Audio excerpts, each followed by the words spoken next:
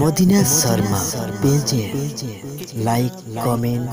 नबी सारी दुनिया का है वो दुलारा। ঠান্ডা মাথায় বুঝুন, গভীরভাবে উপলব্ধি করুন। আমরা আলেমদের মুখ থেকে শুনি এবং বিভিন্ন কিতাবেও লেখা রয়েছে যে নবী আদম আলাইহিস সালামের বড় বেটাটার নাম হলো কাবিল, তার সঙ্গে যে মেয়েটার জন্ম হয়েছিল তার নাম হলো আকলিমা। কিন্তু এই শরীয়তের নিয়ম বলেছে আগের পক্ষের ছেলের সঙ্গে পরের পক্ষের মেয়ের বিবাহ হবে, আর আগের পক্ষের মেয়ের সঙ্গে পরের পক্ষের ছেলের বিবাহ হবে। হযরত নবী আদম আলাইহিস সালাম এবং আমাদের আম্মা জান মা হাওয়া আলাইহাস সালাম সিদ্ধান্ত নিলেন যে আকলিমার সঙ্গে বিবাহ হবে হাবিলের। তার মানে যে মেষ পালন করে, পশু পাখি চাষবাস করে। তো হযরত নবী আদমের এই দুই বেটার মধ্যে দ্বন্দ্ব লেখা দেখা দিল। বিশেষত কাবিল ছিল আল্লাহ ভীরু, খোদা ভীরু, খুব আল্লাহওয়ালা। হাবিল ছিল আল্লাহওয়ালা, খোদা ভীরু। আর কাবিল সে খুব বেশি খোদা ভীরু ছিল না। নবী আদমের বেটা হাবিল তার বাপ মার কথা অনুযায়ী জীবন পরিচালনা করত। বাপ মা যেভাবে চলতে বলতেন তিনি সেইভাবে চলতেন, কিন্তু কাবিল বাপ মার কথাবার্তা শুনতো না মনোযোগ দিয়ে। বাপ মা যেভাবে চলতে বলতো সেইভাবে চলতো না। আমার দেশে এই ধরনের ছেলে পেলে আছে। কারো হয়তো তিনটে ছেলে, দুটো ছেলে দেখা যায় বাপ মার কথা মতো ওঠে আর বসে, আর একটা ছেলে দেখা যায় বাপ মা যেভাবে বলে ঠিক তার উল্টোটা চলে। আছে এরকম দেখা যায়। এই যে নবী আদম আলাইহিস সালাম সিদ্ধান্ত টেনেছেন হাবিলের সঙ্গে আকলিমার বিবাহ হবে, এই সিদ্ধান্তটা কাবিলের পছন্দ হলো না। কাবিলের উক্তি হলো, আমি আর আমার বোন আকলিমা একসঙ্গে মায়ের গর্ভে ছিলাম, একসঙ্গে মায়ের গর্ভের ভিতরে ছিলাম, একসঙ্গে দুনিয়াতে এলাম, আর বিবাহের সময় আমার থেকে আলাদা করে অন্য ভাইয়ের দেওয়া হবে কেন? কারণ আকলিমা দেখতে সুন্দরী, আর হাবিলের সঙ্গে যে মেয়েটার জন্ম হয়েছিল ও মোটামুটি সুন্দরী, কিন্তু আকলিমার মতো এত সুন্দরী না। এই নারী ঘটিত কেসের কথা আমরা শুনি যে হাবিল এত পরিমাণ রাগান্বিত হলো, কাবিল এত পরিমাণ রাগান্বিত হলো, হাবিলকে হত্যা করার জন্য উদ্যত হলো। হযরত নবী আদমের বেটা হাবিল বললেন, ও ভাই কাবিল, তুমি যদি আমার উপরে হাত তোলো, মারতে উদ্যত হও, আমি বলো তোমায় মারব না। তুমি আমায় মারতে পারো, আমি তোমায় মারব না। তুমি আমার উপরে জুলুম করবে, আমি তোমার উপরে জুলুম করব না। কারণ আমি আল্লাহকে ভয় করি, তুমিও আল্লাহকে ভয় করো। কোরআন শরীফের সূরা মায়েদার 27 থেকে 31 নম্বর আয়াত পর্যন্ত ফলো করুন। আমার আল্লাহ তাদেরকে বললেন, তোমরা কুরবানি করো। কুরবানি আমরাও করি। কুরবানি এই ঈদুল আজহার সময় আমরা কুরবানি করি। গোড়ায় বলতেছিলাম কত রকম কায়দায় আমরা কুরবানি করি। ছেলের বিয়ে হয়েছে তাই কুরবানির ভাগী হয়েছে, মেয়ের বিয়ে হয়েছে তাই কুরবানির ভাগী হয়েছে, আরো কত রকম। ও বন্ধু, আমি মাঝে মধ্যে ভাবি, আল্লাহ অন্যান্য নবীদের পিরিয়ডে কুরবানির যে পদ্ধতি ছিল, এই বর্তমানে আমাদের নবীর পিরিয়ডেও কুরবানির যদি ওই প্রসেস, ওই পদ্ধতি থাকতো, আমাদের বিরাট পরিমাণে বেউজ্জতি হবার ভয় ছিল। বিরাট পরিমাণে বেউজ্জতি হওয়ার ভয় ছিল। কুরবানি করছি, কুরবানি কবুল হচ্ছে কি হচ্ছে না আল্লাহ ভালো জানেন, কিন্তু বেউজ্জতি হতে হয় না। ঠিক না ভুল কথা বলে? ওটা কবুল হোক বা না হোক আল্লাহ ভালো জানেন। যদিও কুরবানির রক্ত গোশত আল্লাহর দরবারে পৌঁছায় না, কুরবানি দাতার হৃদয়ের আকুলতা, তার খোদা ভীরুতা মহান রবের দরবারে পৌঁছায় বান্দা বান্দির মনের বিষয়টা। হযরত নবী আদম আলাইহিস সালামের বড় বেটা সে ছিল কাবিল। সে করলো কি কুরবানি দেওয়ার জন্য। আমার সমাজে যেমন নির্দিষ্ট পশু জবাই করতে হয়, অন্য কিছু দিয়ে কুরবানি হয় না। হয় এটা কথা বলেন। আপনি ধরেন ধান চাষ করেন, তো এক বস্তা ধান জবাই করে দিলে হবে? হ্যাঁ, কপি হয়েছে তো কপির দাম কম, দুটো চারটে কপি গেলে মোটামুটি কুচি কুচি করে দিলে কুরবানি হয়ে যাবে নাকি বলে? আর কথা বলেন, হয় না? এটা আমাদের জন্য হবে না, কিন্তু অন্য নবীদের পিরিয়ডে জায়েজ ছিল।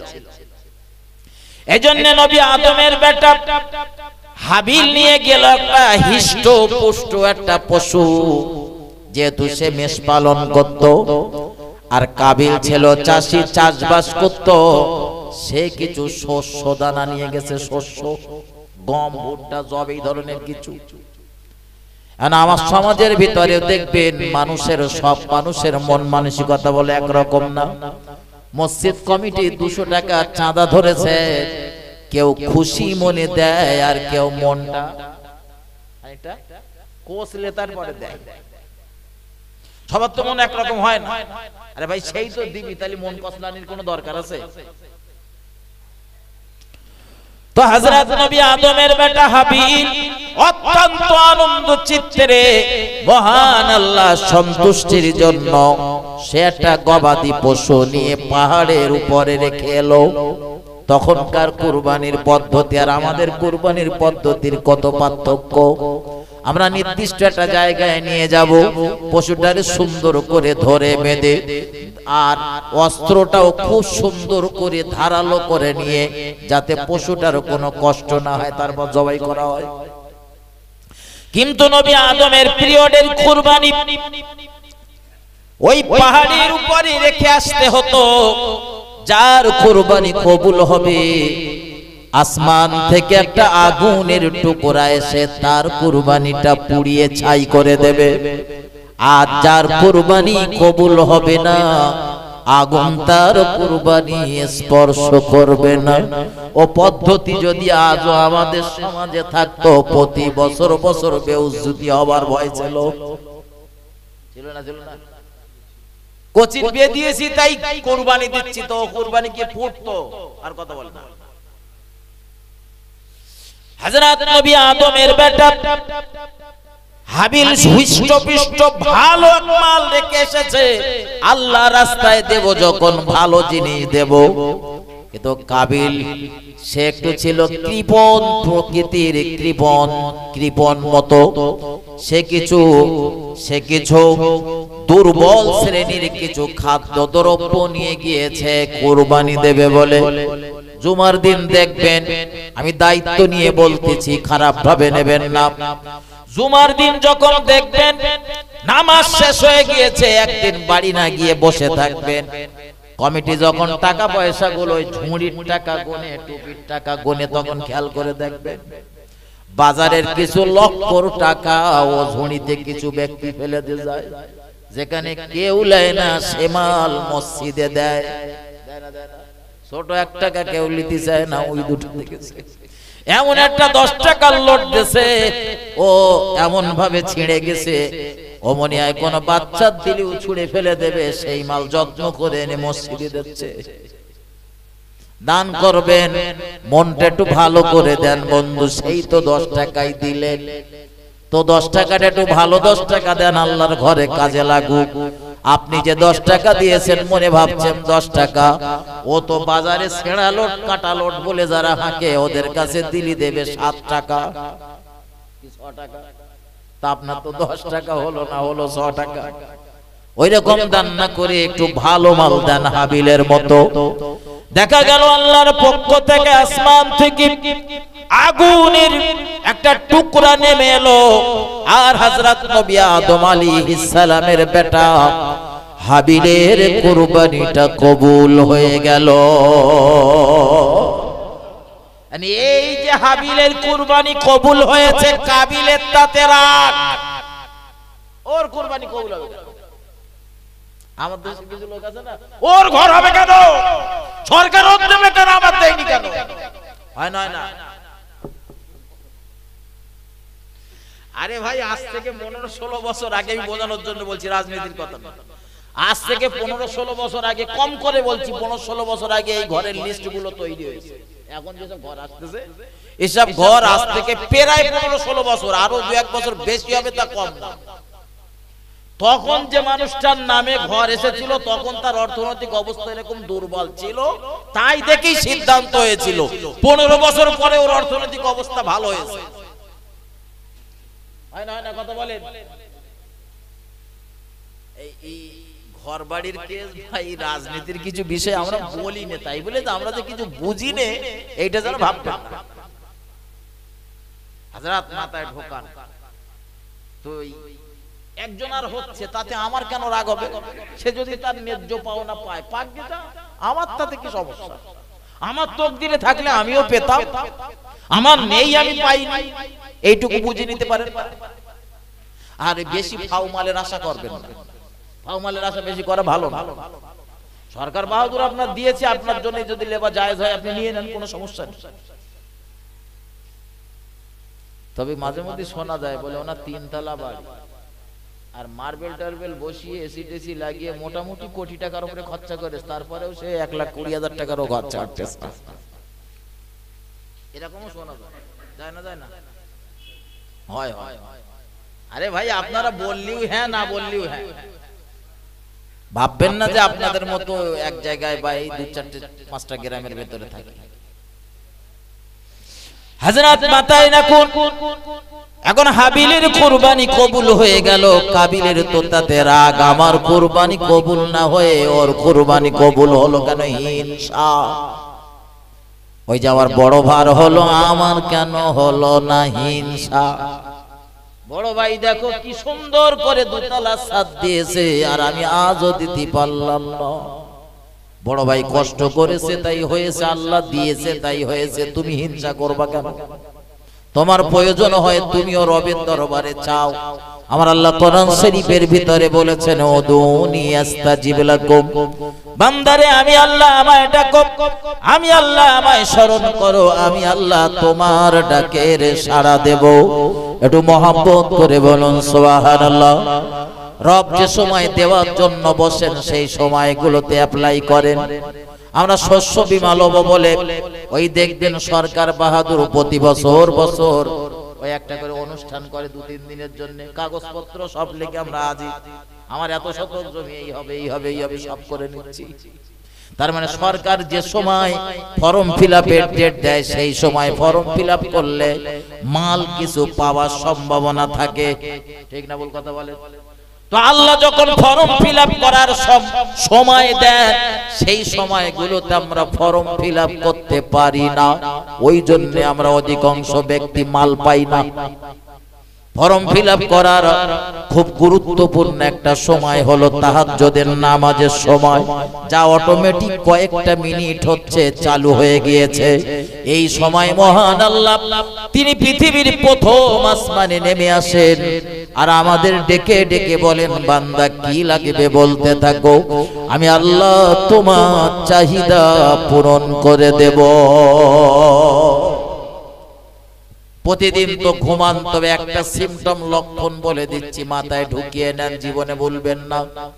গভীর রাতে যদি দেখেন আপনার মাঝে মধ্যে ঘুম ভাঙে, ঘুম আসে না, জানবেন মহান আল্লাহ আপনার ঘুমটা ভাঙিয়ে দিচ্ছে। বান্দা আর ঘুম আস না, ঠেলে ওঠ, তাহাজ্জুদের নামাজে দাঁড়িয়ে যাও, আমি আল্লাহ তো সব চাহিদা পূরণ করব, আমার দরবারে চা চাইতে থাক। যদি রাতের বেলা গভীর রাতে ঘুম ভাঙে, 2-2:30টায় ঘুম ভাঙে, ঘুম ভাঙলে 4 রাকাত নামাজ পড়তে বলো, 10 ঘন্টা টাইম যাবে না? ওযু করেন 5 মিনিট গেল, আর 4 রাকাত নামাজ পড়তে নাই 8-10 মিনিট সময় গেল, টোটাল 15 মিনিট কি 20 মিনিট টাইম গেল। ওই 20টা মিনিট রবের দরবারে দিয়ে কিছু চেয়ে দেখেন, বন্দুকের গুলি মিস হবে ইনশাআল্লাহ। ওই তাহাজ্জুদের নামাজের দোয়া আমার আল্লাহ সহজে ফেরাবে না। এমনি বলবো আল্লাহ দেয় না, আল্লাহ দেয় না, এত চাই আল্লাহ দেয় না। যখন ফর্ম ফিলআপ করতে বলেছিল সরকার বাহাদুর, তখন ফর্ম ফিলআপ করিনি। আর সবার যখন 2000 করে ঢুকতেছে তখন বলতেছে এই মেম্বার আমার দেয় না। দোষ তখন মেম্বারের, দোষ তখন কার? রাগ হচ্ছে নাকি আমার কথায়? আমার ভাই ও বাবাজিরা, আমার ভুল আমাকে নেবেন না। আমি আপনাদের যেটা বোঝাতে চাইছিলাম, দেখা গেল কাবিলের প্রচন্ড রাগ হয়ে গেল হাবিলের উপরে। হাবিলের কুরবানি কবুল হয়েছে, আমার কুরবানি কেন কবুল হলো না? হিংসা। গোড়ায় বলতেছিলাম আমাদের ভিতরে একটা পশু রয়েছে, প্রত্যেকের ভিতরে ওই পশুটা হলো হিংসা, ক্রোধ, লোভ, অহংকার, অহমিকা, অবন্ধু প্রবৃত্তি। এই কাবিল প্রচন্ড পরিমাণ খফা হয়ে এবার হুঙ্কার দিল, আমি তোমার মার্ডার করব। কাবিল তার ছোট ভাই হাবিলকে বলছে আমি তোমার হত্যা করব। তাহলে কোরআনে যে উল্লেখ, সেটার উল্লেখ ঠিক এইরকম। দুই ভাই কুরবানি করেছে, তো এক ভাইয়ের কুরবানি কবুল হয়েছে আর আরেক ভাইয়ের কুরবানি কবুল হয়নি বলেই এই ভাই হিংসাত্মক হয়ে উঠেছে তার উপরে, যা আমার কুরবানি কবুল হয়নি ওর কুরবানি কবুল হবে কেন? আর সেইটাই আমরা বিভিন্ন রিওয়ায়াতে হয়তো আছে, অনেকে রিওয়ায়াত করেছেন, আমরা সেটা শুনি যে নারী নারী নারী ঘটিত একটা কেসকে কেন্দ্র করে এইটা হয়েছে। যেহেতু তাফসীরে ইবনে কাসির, তাফসীর ইবনে কাসির একদম স্পষ্ট বলেছেন এই বিষয়টা ভিত্তিহীন।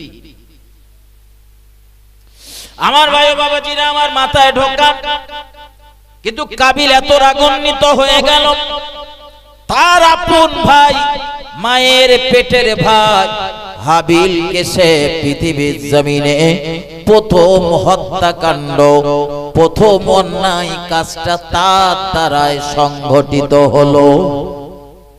পৃথিবীর জমিনে প্রথম হত্যা করেছিলেন এই কাবিল। এজন্য কিয়ামত পর্যন্ত যত মানুষ হত্যা হবে, খুন হবে, গুম হবে, মার্ডার হবে, সব অপরাধের একটা করে অংশ কাবিলের আমলনামায় যোগ হবে, অ্যাড হবে। আমি নয়, আমার নবী বলেছেন এটা তার আমলনামাতে অ্যাড হবে। আমার ভাই ও বাবাজিরা আমার, এই যে কাবিল তার মায়ের পেটের ভাইকে মার্ডার করেছেন, কিন্তু মায়ের পেটের ভাইকে মার্ডার করে এইবারে তার মনের ভিতরে অনুশোচনা হচ্ছে, হয়ে গেছে তখন মার্ডার করার পর এইবারে মনের ভিতরে হচ্ছে তাই তো কি করলাম, সামান্য একটা মহিলার জন্য কি হিংসার জন্য আমি আমার ভাইটারে মার্ডার করে ফেললাম, এটা এখন রাখবো কোথায়?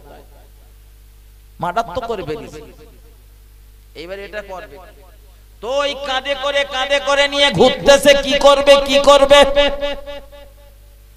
কাঁধে করে ঘুরতেছেন, কিন্তু জানে না যে একজন মানুষ মারা যাবার পরে তাকে কিভাবে দাফন কাফন করতে হয়, তার শেষ কার্যটা কিভাবে সমাধা করতে হয়, কারণ এর আগে তো কোনো মানুষ মরিনি, এই প্রথম মানুষের মৃত্যু। এর আগে যদি এরকম একটা মরতো তাও জেনে যেত যেখানে একটা কবর খনন লাগবে, সুন্দর করে গোসল দেওয়া লাগবে, কাফনের কাপড় পরানো লাগবে, জানাজার দরকার, তারপরে তাকে কবরের ভিতরে শোয়ানোর প্রয়োজন। কিন্তু এর আগে তো এসব কিছুই হয়নি, কোনো মানুষই মরেনি, এই প্রথম ব্যক্তি মরেছে। হাবিলের লাশটা তাই কাঁধে করে নিয়ে ঘুরতেছিলেন, কিন্তু আল্লাহর পক্ষ থেকে দেখা গেল দুজন কাক এসে গেল। ওই একটা মরা কাক, দুজনের ভিতরে ঝগড়া ঝামেলা করে একটা কাককে মেরে ফেললো, আর ওই কাকটাকে মাটি চাপা দেওয়ার জন্য, তার দেহটা মাটি চাপা দেওয়ার জন্য তার পা দিয়ে ঠোঁট দিয়ে কিছুটা খুঁড়ে গর্ত করে ওই কাকটাকে তার ভিতরে শুইয়ে দিয়ে আবার পা দিয়ে ঠোঁট দিয়ে মাটি চাপা দিয়েছে। এই দেখে কাবিল লজ্জিত হলো যে একটা কাকের জ্ঞান বুদ্ধি রয়েছে, কিন্তু আমার জ্ঞান বুদ্ধি নেই, আমার এই ধরনের চিন্তা চেতনা নেই যে আমার ভাই হাবিলকে মার্ডার করেছি, তাকে লুকাবো কিভাবে। কাকের দেখে শিক্ষা নিয়ে কাবিলের দেহটা গর্ত করে গাড্ডা করে তার ভিতরে চাপা দিয়ে দিলেন মাটি। ও বাবাজি ভাই জানেরা, বন্ধুরা আমার, এই হত্যা করার জন্য হাবিলকে হত্যা করার জন্য হাবিল যেহেতু জুলুমের শিকার হয়েছে, এজন্য হাবিল চলে যাবে মহান আল্লাহর দয়ার জান্নাতে। একটু মহব্বত করে বলুন সুবহানাল্লাহ। আর কাবিল যে জুলুম করেছে, এই জুলুম করার কারণে সে তার নিজের পাপ আর হাবিলের পাপ তার আমলনামাতে অ্যাড হবে, আর কাবিল চলে যাবে জাহান্নামে। এজন্য দুনিয়ার জমিনে খবরদার কারোর উপরে জুলুম করবেন না, কারণ মাজলুমের বদদুয়া, মাজলুমের দোয়া মহান আল্লাহ সরাসরি কবুল করেন, মাঝখানে কোনো মাধ্যম থাকে না। মাজলুমের দোয়া মহান আল্লাহ সরাসরি কবুল করে নেন। একটু মহব্বত করে বলুন সুবহানাল্লাহ। ভক্তি ভরে দরুদ আল্লাহুম্মা সাল্লি আলা সাইয়্যিদিনা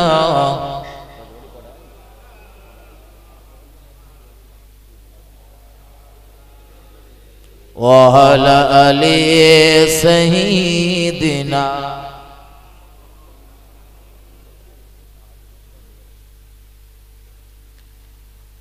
আমার পাগল মন ওই মদিনার প্রেমে পড়েছে, আমার পাগল মন ওই মদিনার প্রেমে পড়েছে।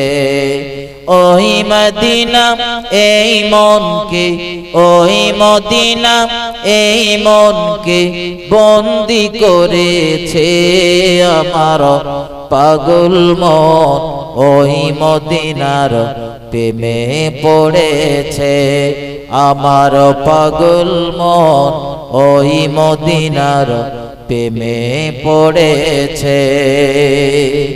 জানি না ওই মদিনায় কি আছে মধু, মদিনা মদিনা বলে কান্দি যে শুধু। জানি না ওই মদিনায় কি আছে মধু, মদিনা মদিনা আমায় করেছে জাদু। বিশ্ব জগৎ নবীর প্রেমে, বিশ্ব জগৎ নবীর প্রেমে পাগল হয়েছে, আমার পাগল মন ওই মদিনার প্রেমে পড়েছে, আমার পাগল মন ওই মদিনার প্রেমে পড়েছে। আল্লাহুম্মা সাল্লি আলা সাইয়্যিদিনা মাওলানা মুহাম্মদ ওয়া আলা আলি সাইয়্যিদিনা।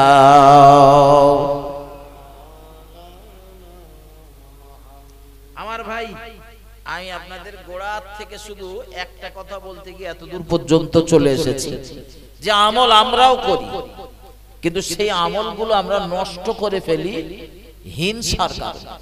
কিসের কারণে?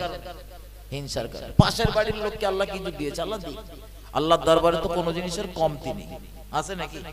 না যে ও দিয়ে দিয়েছে বলে আর অ্যালার্ট নেই, আছে? এই আমার সাথে আজকে যে ছেলেটা এসেছে না, ও একটা কোন একটা পার্টি নির্বাচিত মেম্বার, তো মাঝে মধ্যে আসে আমার সঙ্গে। তো আমার বলছিল একদিন যে ভাই বর্ষাকালে পেপার এসেছে তেরপল, গ্রামের 20 জন মানুষের তেরপল দিলে ভালো হয়। ও তেরপল পেয়েছে 3টে অথবা 2টো, দুটো কি 3টে তেরপল পেয়েছে, সেই 2টো কি 3টে তেরপল ও কাঁদ দেবে, প্রাপ্য 20 জন, কিন্তু অ্যালার্ট হয়েছে 3টে।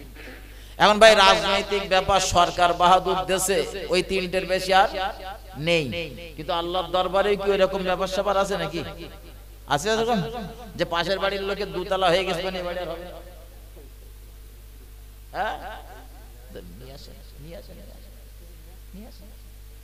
তাকবীর দেন, নারে তাকবীর, নারে তাকবীর।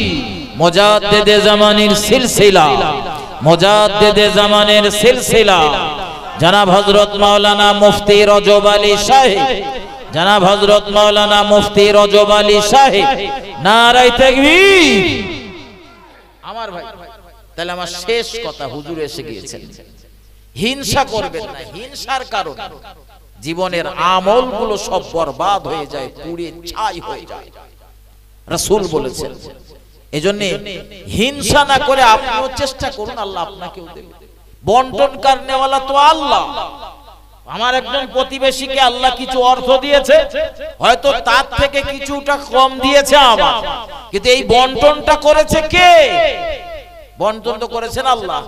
আর পাড়ার লোকের দেখে, প্রতিবেশীর দেখে, পাশের লোকের দেখে, তার সম্পদ থেকে হিংসা করা মানে শুধু তার প্রতি হিংসা করা হচ্ছে না, হিংসা তো হচ্ছে আল্লাহর বন্টনের প্রতি। আল্লাহর বন্টনটাই তো আমার পছন্দ হচ্ছে না।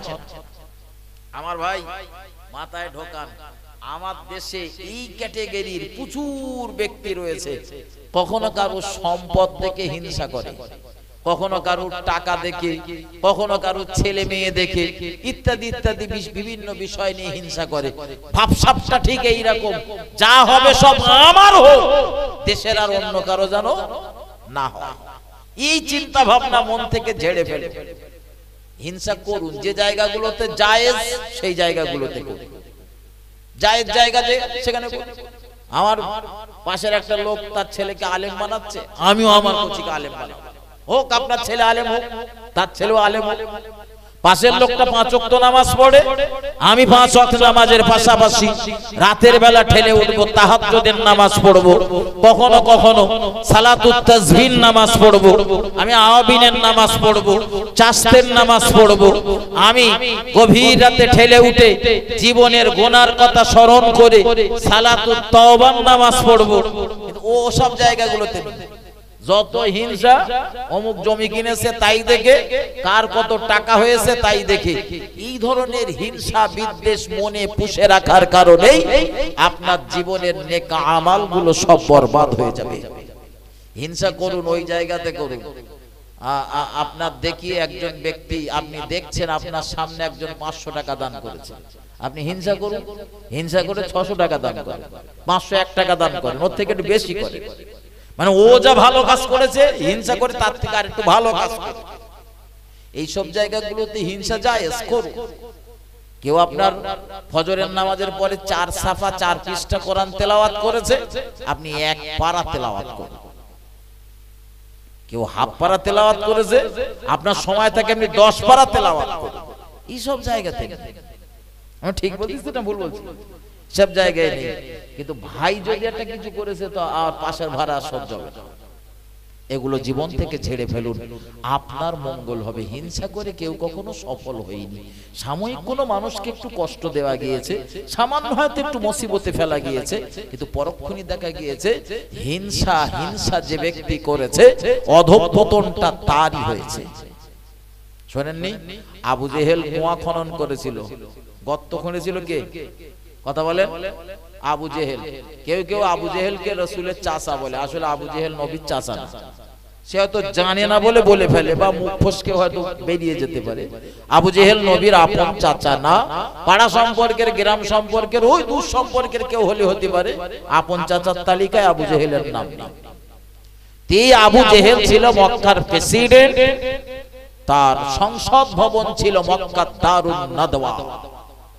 এই আবু জেহেল মক্কার রাষ্ট্রপতি, সে রাসূলের জন্য কুয়া খনন করলো, গর্ত খুললো, মুহাম্মদ সাল্লাল্লাহু আলাইহি ওয়াসাল্লামকে ওই গর্তে ফেলবেন বলে। হিংসা।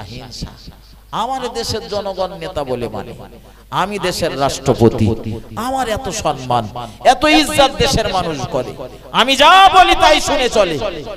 মুহাম্মদ সাল্লাল্লাহু আলাইহি ওয়াসাল্লামের দলে দিন দেখছি মানুষের যে পরিমাণ ভিড় ভাট্টা, যে পরিমাণ ওই দলে মানুষ চলে যাচ্ছে, আমার রাজত্ব শেষ হবে, খুব বেশি দিন আমার রাজত্ব টেকবে না। এই হিংসায় সে মুহাম্মদ সাল্লাল্লাহু আলাইহি ওয়াসাল্লামের ক্ষতি সাধনে লেগে গেল।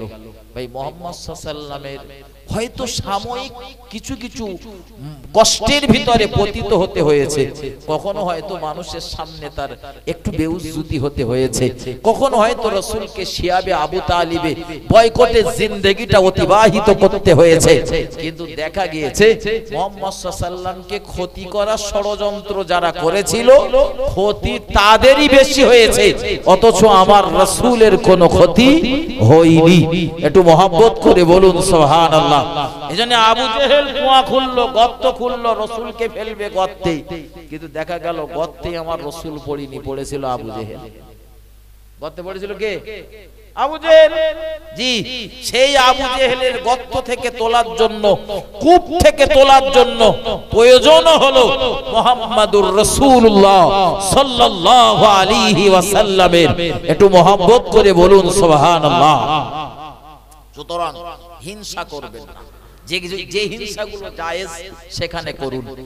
অযথা হিংসা করে জীবনের নেক আমালগুলোরে বরবাদ করবেন না, নষ্ট করবেন না। আরো একবার তো অমুকের ঘরে হবে না এই গল্প দিও না, ইসলাম এটা সমর্থন করে না। ইসলাম এটা ভাব সব জানে এরকম কিছু মানুষের, মানে সব কিনে ফেলেছি আমি একাই, যা হবে সব আমার হবে। আরে আলেম হবে তো আমার ঘরে হবে, পীর হবে তো আমার ঘরে হবে, ডাক্তার হবে তো আমার ঘরে হবে, আর দেশের লোকের ঘরে যেন না হয়। এইটাই আমার চিন্তা ভাবনা।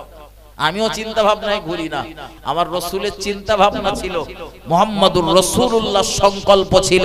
মুহাম্মদ সাল্লাল্লাহু আলাইহি ওয়াসাল্লাম ভাবতেন, চিন্তা করতেন আমার একটা উম্মত যেন জাহান্নামে না যায়।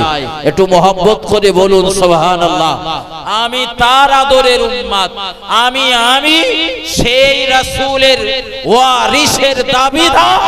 সুতরাং আমার ভিতরে এই চিন্তা ভাবনা থাকার দরকার, রাসূলের চিন্তা ভাবনা আর আমার চিন্তা ভাবনা যেন আলাদা না হয়, তবেই আমি খাঁটি যোগ্য ওয়ারিস।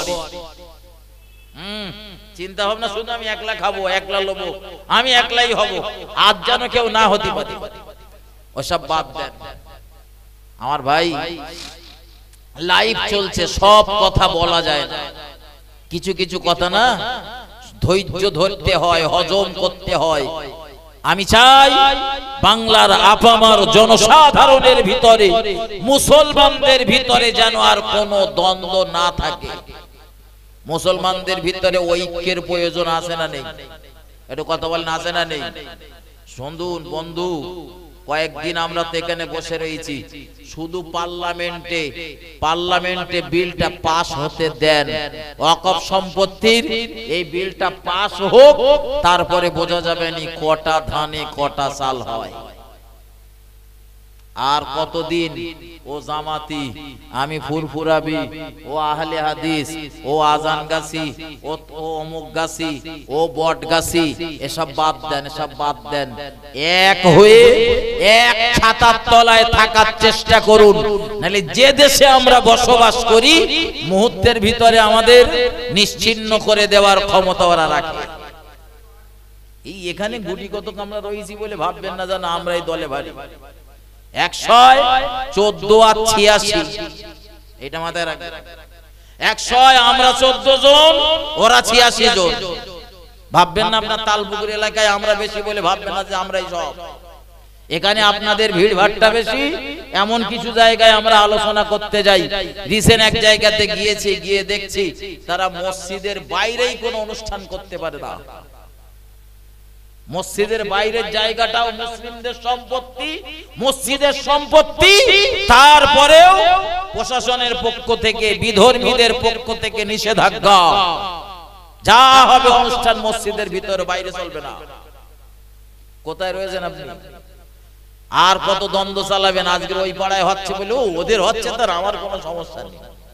আজ ওদেরটা হচ্ছে, ওইটা হয়ে গেলে তার পরের দিনের পালা বলো আপনার। এটা মাথায় রাখুন। বাবরি মসজিদের জায়গায় এমনি মন্দির হয়নি, যেদিন ভেঙেছিল তার পরের দিন মন্দির হয়নি বলো।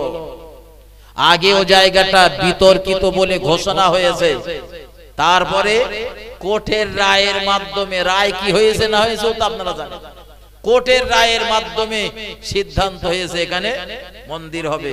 তো এই ওয়াকফ বিল যদি পাস হয়, আপনার মসজিদ, আপনার মাদ্রাসা, আপনার ঈদগাহ, আপনার খানকা, আপনার কবরস্থান, আপনার পীরত্ব সম্পত্তি যে কোনো মুহূর্তে ওরা বিতর্কিত বলে ঘোষণা করে দিতে পারে।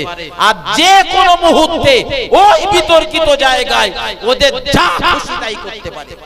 আপনি আর আমি কিচ্ছু করতে পারবো না। এজন্য জাতির এই দুর্দিনে দলাদলি ছাড়ুন, এক ছাতার তলায় দাঁড়ান।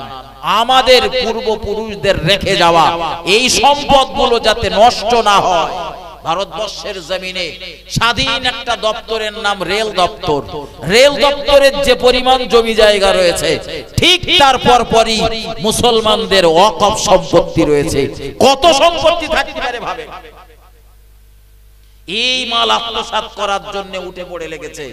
আর আমরা আজও দলাদলি, ও লম্বা টুপি, ও গোল টুপি, ও চেরা জামা, ও লম্বা জামা, এই করে করে দেশটারে রসাদাল করে ফেলছে। চেরা জামা, গোল জামা, লম্বা জামা সব পরে করেন বলি, আগে তো মসজিদ বাঁচা। আমার ভাই ও বাবাজিরা আমার, ভুল আমাকে নেবেন না, ভুল আমাকে বুঝবেন না। যে আজাজিল এত ইবাদত করলো, এত বন্দেগী করলো, এত সিজদা দিল, ফারিস্তাদের সরদার মুআল্লিমুল মালাইকে পরিণত হলো। দেখা গেল মহান আল্লাহর একটা আদেশ অমান্য করার কারণে তার জীবনের সব আমলগুলো বরবাদ হয়ে গেল। আমাদের মতো 2 রাকাত 4 রাকাত নামাজ পড়িনি। আমি তো বলি যে আপনি যেখানে বসে রয়েছেন ওখানে সিজদা মেরেছে, আমি যেখানে বসে রয়েছি এখানেও মেরেছে সিজদা। সব জায়গায় সিজদা রয়েছে। এত নামাজ কালাম পড়ার পরেও, এত মর্যাদা হাসিল করার পরেও আল্লাহ পাকের একটা আদেশ লঙ্ঘন করেছিল, একটা, বেশি না বলো। আল্লাহ জিজ্ঞাসা করলেন, সবাই সিজদা দিল, তুমি দিলে না কেন? ওই সে ভেতরে খানিকটা হিংসা ঢুকে গেছে। আমি বলো আজ ভুলি, ভেতরে খানিকটা হিংসা ঢুকেছে। আল্লাহ, আদম তো তৈরি মাটির আর আমি তৈরি আগুনের। না আগুন যদি জ্বলে, মাটি থাকবে নিচে, আগুন থাকবে বলেন বলেন উপরে। তার মানে সেই সেই সেই হিংসা। ও হবে কেন? অবাক সেই হিংসা। আমার ভাই, এই যে আজাজিলের ভিতরে হিংসা ঢুকলো, যে ফারিস্তারা আমার সম্মান করে, আমার ইজ্জত করে, আমি মুআল্লিমুল মালাইক, আমি ওদের সরদার, আমার কথা মতো ওরা ওঠা বসা করে, চলাফেরা করে, ওরা আজকে আদম নবীর সিজদা করবে কেন? ওরা আজকে আদম নবীর সিজদা করবে কেন? এই যে হিংসা, তার মানে আমার সম্মান ইজ্জত ভাগ হয়ে যাচ্ছে, আমার সম্মান ইজ্জত ভাগ হয়ে যাচ্ছে, আমার সম্মান ইজ্জত আর থাকবে না। এই যে হিংসা, এই যে অহংকারে ফেটে পড়েছে, এর কারণেই তার জীবনের নেক আমলগুলো সব বরবাদ। এই ইবলিস পৃথিবীতে এই হিংসা প্রথম প্রয়োগ করেছিল আদমের সন্তানদের ভিতরে। কাদের ভিতরে? আদম আলাইহিস সালামের কোন কোন বর্ণনায় রয়েছে যে আম্মা জান হাওয়া আলাইহাস সালামের 20 জোড়া সন্তান হয়েছিল। কত জোড়া? 20 জোড়া। আবার কোন কোন বর্ণনাতে রয়েছে 120 জোড়া। কত? 100। আল্লাহু আলাম, আল্লাহ ভালো জানেন। ওসব ইতিহাস, সঠিক ইতিহাস খুঁজে পাওয়া খুব দুষ্কর। কারণ আদম আলাইহিস সালামের পিরিয়ডে আপনিও ছিলেন না, আমিও ছিলাম। ঐতিহাসিকরা যা লিখে রেখে গেছে, ঠিক লিখুক ভুল লিখুক, যা লিখেছে। আর কোরআন শরীফের ভিতরে তো ওগুলো তো স্পষ্ট নেই। এই যে হাবিল কাবিলের ইতিহাস আপনারা শোনেন, শোনেন না? শোনেন না? শোনেন না? সেই কাবিল হাবিল ভাইরে হত্যা করেছিল কিসের জন্য? বলেন বলেন। সুন্দরী নারীর জন্য। যদি ওই বিষয়টা নিয়ে মতভেদ, বিরাট মতনৈক্য, ওটা না তাফসীর ইবনে কাসির সহ বহু তাফসীরের কিতাবে ওটার অস্বীকার করেছে। ওটা যে একজন সুন্দরী নারীর জন্য নবীর একজন পুত্র আর একজন পুত্রকে যে হত্যা করেছেন, এই বিষয়টা অনেক তাফসীরকারক অস্বীকার করেছেন।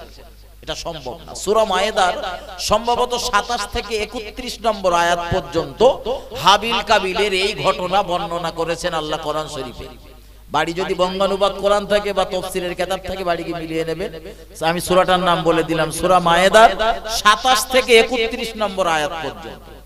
তাতে দেখবেন, তাতে যা উল্লেখ রয়েছে ভাই, ওই উল্লেখ, কোরআনের ওই উল্লেখ যদি ধরা হয় তো দেখা যাবে যে ওই আকলিমার বা যে সুন্দরী মহিলার যে গল্পটা আমরা শুনি, ওটা খুব বেশি ধোপে টেকবে না, খুব বেশি ধোপে টেকবে। যদিও কোন কোন বর্ণনাকারী আবার ওটা উল্লেখ করেছে। আমি অস্বীকারও করছি না, আবার বলতেও পারছি না যে এটাই ঠিক। হযরত মাথায় ঢোকানো এই যে কাবিল আর হাবিল, এরা বলো দুই ভাই, এরা দুই ভাই। কাবিল হলো বড়, হাবিল হলো ছোট। কাবিল বড় ভাই, হাবিল ছোট ভাই। কাবিল করতো চাষবাস, আমার দিকে ধ্যান দেন। কাবিল করতো চাষবাস আর হাবিল করতো পশুপালন। আমাদের দেশে আছে না বিভিন্ন পেশার মানুষ আছে না, কেউ চাষবাস করে, কেউ চাকরি করে, কেউ পুকুর চাষ করে, কেউ বা মুদিখানার দোকান করে রেখেছে, এক একজনের এক একটা কর্ম। তো এই হাবিল ছিল পশুপালন করত, মেষ পালন করত, আর কাবিল ছিল চাষী, চাষবাস করত। তো নবী আদম আলাইহিস সালামের এই যে সন্তানগুলো হতো, মানে আমাদের আম্মা জান হাওয়া আলাইহিস সালামের এই যে সন্তানগুলো হতো, প্রতিবারে আল্লাহ জোড়ায় জোড়ায় বাচ্চা দিতেন। একটা ছেলে একটা মেয়ে, একটা ছেলে একটা মেয়ে। মাঝে মধ্যে আমাদের দেশে এরকম জমক বাচ্চা হয়, অনেকের হয়। তো একটা ছেলে একটা মেয়ে। তো ওই পিরিয়ডের নবী আদম আলাইহিস সালামের সময়ের শরিয়াত ছিল এই রকম যে আগের যে বাচ্চাটা বা আগের পক্ষের নবী আদম আলাইহিস সালামের হাওয়া আলাইহিস সালামের প্রথম যে সন্তান কাবিল, তো কাবিলের সঙ্গে পরের যে সন্তান হাবিল, হাবিলের সঙ্গে যে মেয়েটার জন্ম হয়েছে, ওই মেয়েটার সঙ্গে কাবিলের বিবাহ হবে। আর কাবিলের সাথে যে মেয়েটার জন্ম হয়েছে, এই মেয়েটার হাবিলের সাথে বিবাহ হবে। আমরা যে ইতিহাসটা শুনি, সেই ইতিহাসটা ঠিক এইরকম। ইতিহাসটা আগে শুনে নেন, তাহলে বক্তৃতাটা বুঝতে সুবিধা হবে। সেই ইতিহাসটা ঠিক এইরকম যে কাবিল আর হাবিল দুই ভাই। কাবিলের সঙ্গে যে মেয়েটার জন্ম হয়েছিল তার নাম হলো আকলিমা। কি নাম? আকলিমা। নামগুলো মুখস্থ করেন, কাজে লাগবে। আকলিমা। আকলিমা ছিল সুন্দরী, খুব সুন্দর। সব মানুষের তো দৈহিক গঠন একরকম হয় না, হয় হয় একটু কথা বলেন, হয় কেউ একটু কালো, কেউ একটু পরিষ্কার, কারোর হয়তো মুখটা আকৃতি খুব ভালো না, আবার কারোর হয়তো খুব সৌন্দর্যমণ্ডিত। সব আল্লাহর সৃষ্টি, এখানে মানুষের হাত নেই। এজন্য কারো চেহারা নিয়ে কখনো ঠাট্টা বিদ্রুপ করতে নেই। এ তো কেউ তৈরি করি, হাতে করে কেউ তৈরি করে। দরুদ শরীফ পড়েন, আল্লাহুম্মা সাল্লি আলা সাইয়্যিদিনা মাওলানা ওয়া আলা আলি সাইয়্যিদিনা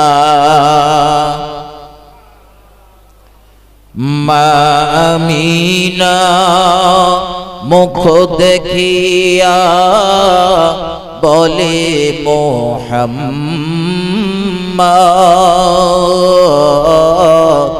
আর দুঃখে ভরা কপাল রে তোর, অমর সোনার চাঁদ মায়ামিনা। দুটি চোখে অশ্রু ঝরে পরে, আর বিশ্ব নবী এতিম হয়ে এলো আমার কোলে। হায় আব্বা যে তার নেই মাথায়, কে বুলাবে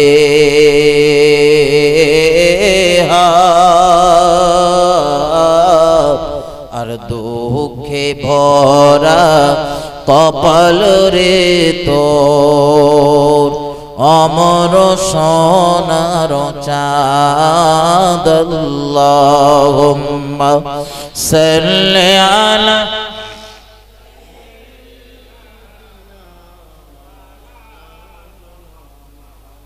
ওয়া আলা আলি সাইয়্যিদিনা।